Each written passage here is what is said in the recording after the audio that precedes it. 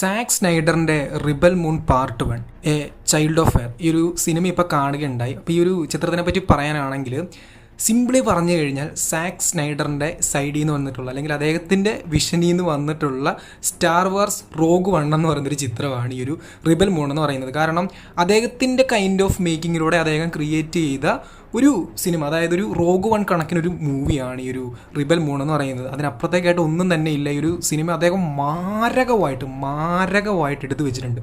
ഇതിൻ്റെ സ്റ്റോറി ലൈനോ ഇതിലെ ക്യാരക്ടേഴ്സോ അവർ ഉണ്ടാക്കി വെക്കുന്ന ആ ഒരു സ്റ്റോറിയിലോട്ടുള്ള കണക്ഷനോ ഒന്നും പോരാ. അതെല്ലാം വൻ ഷോക്കായിട്ട് തന്നെയാണ് ഫീൽ ചെയ്തത്. പക്ഷേ ഈ സ്നൈഡറിൻ്റെ ആ ഒരു മേക്കിംഗ് ഉണ്ടല്ലോ, ഇദ്ദേഹത്തിൻ്റെ എല്ലാ സിനിമകളിൽ എടുത്ത് നോക്കിയാലും സാക് സ്നൈഡർ വല്ലാണ്ട്, അതായത് വേറെ ലെവലായിട്ട് എടുത്തു വെക്കും, മാരകമായിട്ട് എടുത്തു വെക്കും. ഈ ഒരു സംഭവം തന്നെയാണ് ഇവിടെ സംഭവിച്ചിട്ടുള്ളത്.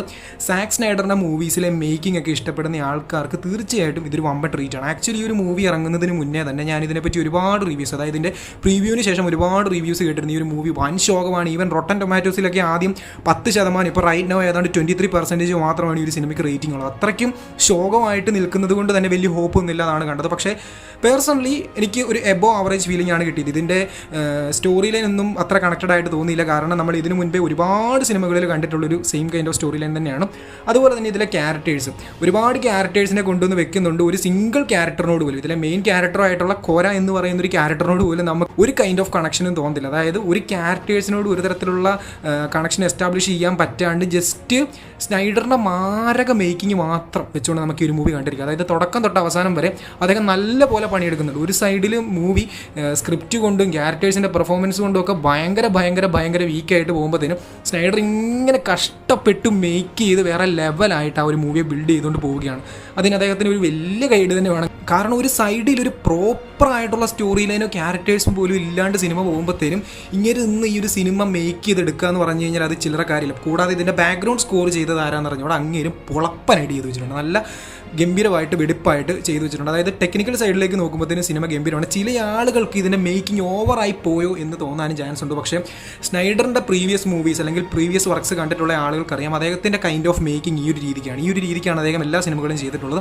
300 തുടങ്ങി റീസെൻ്റ്ലി ഇറങ്ങിയ ആർമി ഓഫ് ദ ഡെഡ് വരെ അദ്ദേഹം ചെയ്തു വെച്ചിരിക്കുന്നത് വളരെ പഞ്ചിങ് ആയിട്ടുള്ള മേക്കിംഗ് ആണ്. അതായത് അദ്ദേഹത്തിൻ്റെ സിനിമകളിൽ അങ്ങനത്തെ ഒരു സംഭവം നമുക്ക് കാണുവാൻ സാധിക്കും. ആ ഒരു സെയിം കൈൻഡ് ഓഫ് സംഭവം തന്നെയാണ് ഇവിടെ വന്നിരിക്കുന്നത്.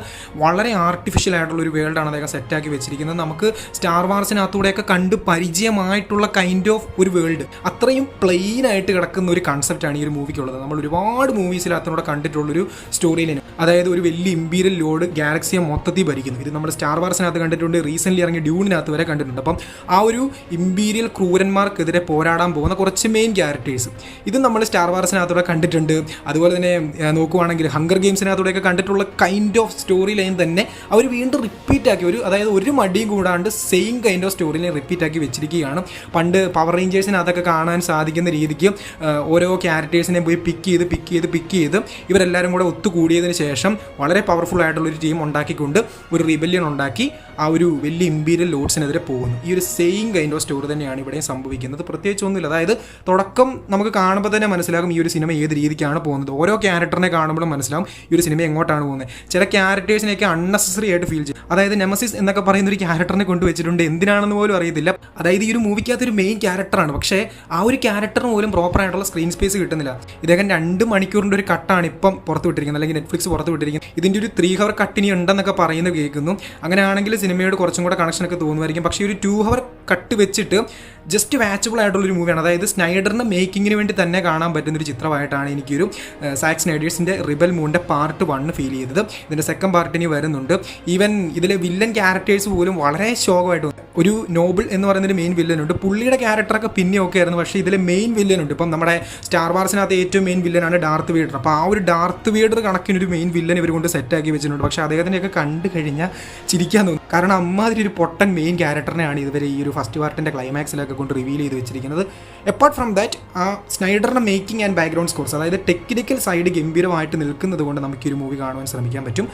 പക്ഷേ ക്യാരക്ടേഴ്സിൻ്റെ പെർഫോമൻസ്, ഒരു ഗംഭീര വെറൈറ്റി സ്റ്റോറി ലൈനൊക്കെയാണ് നിങ്ങൾ എക്സ്പെക്റ്റ് ചെയ്ത് പോകുന്നതെന്നുണ്ടെങ്കിൽ നിങ്ങൾക്ക് വലിയൊരു നിരാശയായിരിക്കും. കാരണം ചില ക്യാരക്ടേഴ്സിൻ്റെയൊക്കെ പെർഫോമൻസ് ആണ് ടു ഡ്രമാറ്റിക് ആയിട്ടുള്ള ഒരുപാട് സീൻസ് കൊണ്ട് വെച്ചിട്ടുണ്ട്. ചില ആളുകൾക്കൊന്നും അഭിനയിക്കാൻ പോലും അറിയത്തില്ലേ ഭഗവാൻ എന്ന് തോന്നിപ്പോകത്തക്ക രീതിയിലുള്ള ഒരുപാട് സീക്വൻസുകൾ വരുന്നുണ്ട്. അപ്പം എനിക്കൊരു മിക്സ്ചർ ആയിട്ടുള്ളൊരു ഫീലിംഗ് ആണ് ഈ ഒരു സിനിമ കണ്ടപ്പോഴത്തേനും തോന്നിയത്. അതായത് സംഭവം ചില ഡ്രമാറ്റിക് ആയിട്ടുള്ള സീൻസൊക്കെ കാണുമ്പോഴത്തേന് അയ്യേ എന്ന് തോന്നി ക്രിഞ്ച് അടിക്കാൻ, അതുപോലെ തന്നെ സാക് സ്നൈഡറിൻ്റെ ചില മേക്കിംഗ് സ്റ്റൈൽസൊക്കെ കാണുമ്പോഴത്തേന് അമ്പോ എന്ന് തോന്നുന്നത്. അതായത് ഒരേ സമയം വൗ ഫാക്ടേഴ്സും ക്രിഞ്ചും തോന്നിക്കുന്ന ഒരു വെറൈറ്റി മൂവി, അതാണ് എനിക്ക് റിബൽ മൂൺ കണ്ടപ്പോഴത്തേനും തോന്നിയത്.